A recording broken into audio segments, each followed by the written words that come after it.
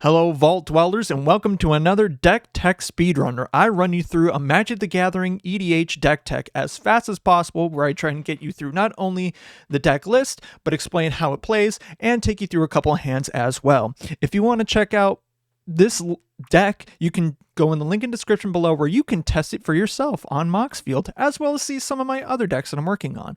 And you can see it up to date, and if anything changes, because, hey, sometimes I do. But before we get into this deck tech, it's not going to cost you a whole lot of caps, but make sure you are ready with a lot of stim packs and rataways, because this is going to be toxic. So let's get into the deck tech in 3, 2, 1.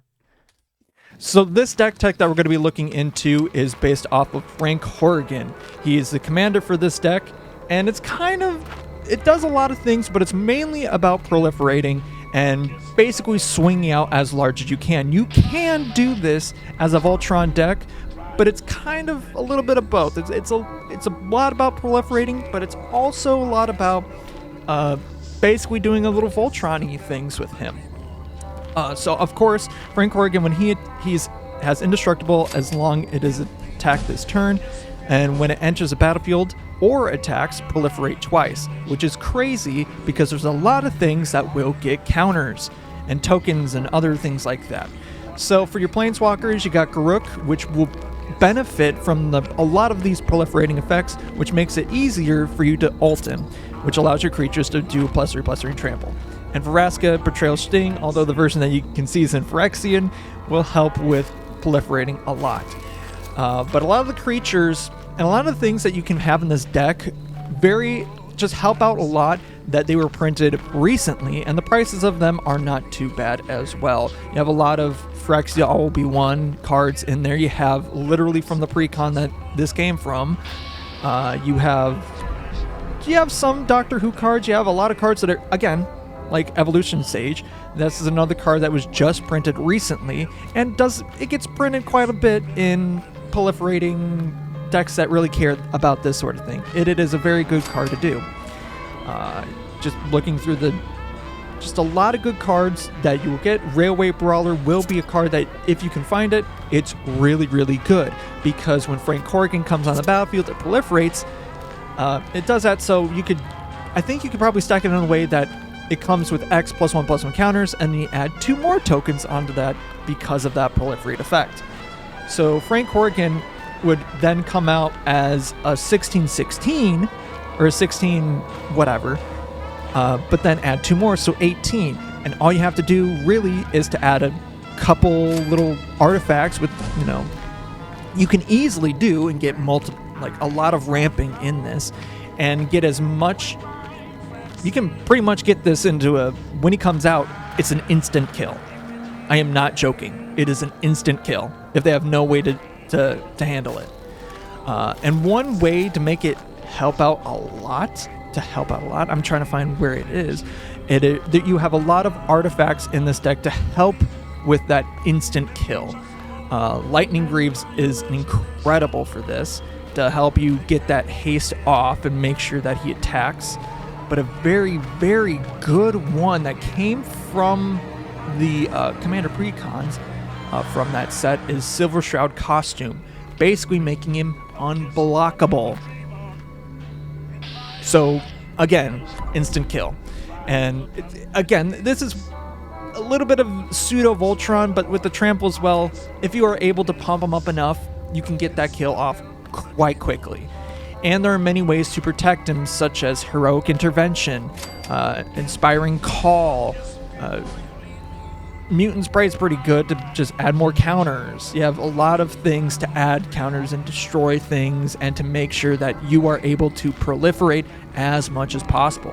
And even in the lands, you have things that do that, like Subterranean Hangar. You get storage counters. That's a good thing to have. The more counters you get, the more you can use them for stuff. And yeah. So let's just get into the mana curve. Is not too crazy. You have a lot of stuff in a lot of your artifacts, especially in that to CMC or convert, whatever the new term is, the mana value cost or whatever. And even in the upper echelon stuff, it's not going to be hard to get even Frank Horrigan out, who's like a 7 CM, like, command mana value. Getting him out is not going to be too hard for you to do. But looking at the mana stuff, you got that. And, ooh. Let's work with this hand. So what we're going to probably want to do is start with a Mosswood Bridge, go into that. We'll have 2 mana, 3 we can play the Bloated Contaminator, and the next one we would play the Lightning Greaves or Silver Shroud Costume. Either or, it doesn't really matter. But let's try this out, because I think this might be really good. This might be really good. Yeah, let's try this. So what we're gonna do, draw the card for turn. What I'm gonna do is do a Mosswood Bridge, but imagine, look at the top 4. Let's look at the library, obviously. You all look at the top 4 cards. I don't really like this. Oh yeah, I could actually do that. Casualties of War is actually pretty good for this. So put that under the Mosswood Bridge. It would enter untapped, and if you have mana cost creatures 10 or more, I can instantly play it for just tap and a green. That's pretty good. So let me just shuffle this. Jump my library, and then turn 2, I could play let's play the slippery cast, just because it comes in tapped. I'm not going to be able to do anything for the turn, but it's fine. It's fine. And then I'm going to play that. Let's play the evolutionary. You know what? Let's play the Bloated Contaminator. It's a 3, so that's pretty good. Bloated Contaminator. It's got Trample. It's got Toxic 1, and when it deals combat damage, you play Proliferate. That's pretty decent. All right, go to next turn. Ooh, that's good. Like Karn Bastion. Even the lands proliferate. That's how crazy this deck goes. I love it. So let's play the Evolutionary Sage before we play a land, because it will proliferate. I'll play this out. Swing. Imagine that whoever I attack gets a toxic counter. Okay. Let me play a Swamp. They have 2 counters now. And that's just the beginning. That is just the beginning. So next thing, let's play the Karn's Bastion. I feel like the Karn's Bastion will be pretty good to do. Already proliferating again, so whoever has a toxic counter, they now have 3. And when actually technically they would have 4 because of the proliferate, because they would get the toxic and then they would get another one, if I'm thinking correctly. But that's the whole deal of this deck, is to basically proliferate multiple times in a turn and make it nigh impossible for your opponents to catch up. And it's fun. It's not really about the toxic. This is probably one of the only toxic cards in the deck, like with toxic not being toxic. But at the same time, it's more about like building yourself up, and also at the same time killing other things as well, to make sure that you are able to get Frank Horrigan out on the battlefield and just piss pummel. Like, this is a very good hand to work with. I just have to say, it's very good. You could play a Lightning Greaves, or I could play...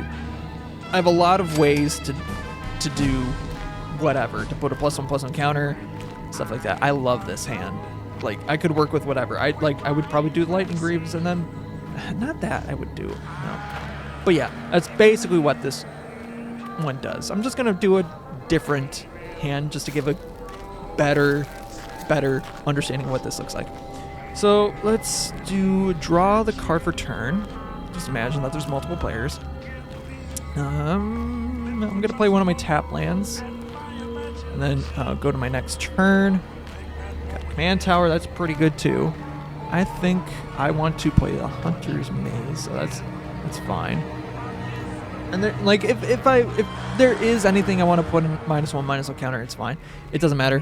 Contagion Collapse, another good artifact that allows you to proliferate for 4, and it helps, kill a creature if it has a -1/-1 counter. It's pretty good. And it doesn't need to be your own. That's pretty good. That's why I love this deck. It's not like incredibly scary, but when it starts proliferating a lot, it's incredibly deadly. But that's just the gist of this deck. If you want to get a better feel for it, you can try it again for yourself in the link below. But I think that is a good emphasis of the deck. So until next time, I will see you. Bye-bye.